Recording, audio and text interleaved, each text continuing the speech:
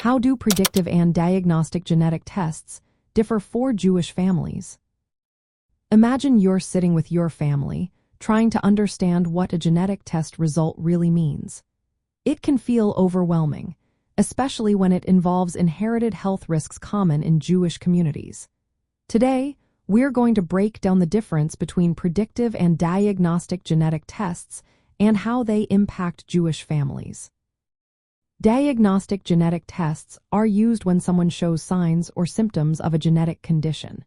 These tests look for specific mutations in the genes to confirm if a person has a disease.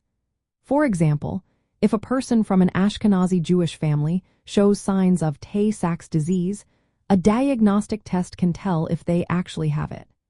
These tests give a clear yes or no answer about whether the disease is present. They are often done quickly and are very accurate, helping doctors decide on treatment options. Predictive genetic tests are different.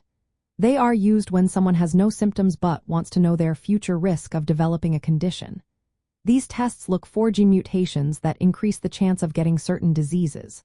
For Jewish families, predictive testing is often used for mutations in the BRCA1 or BRCA2 genes.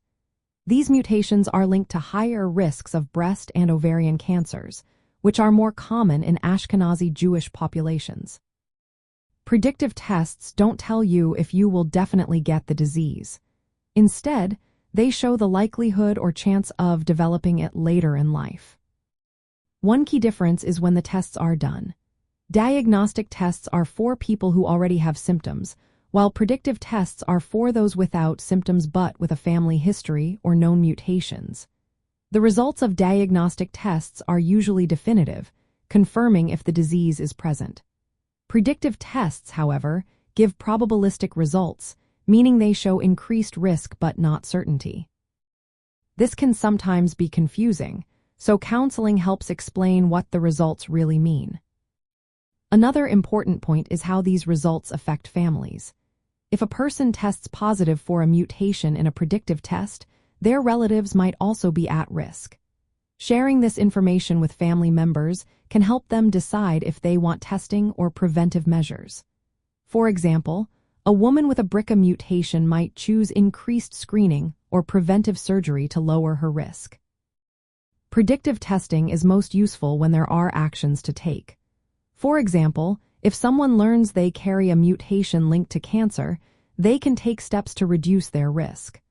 But if no effective prevention exists, some might still choose testing for peace of mind or reproductive planning.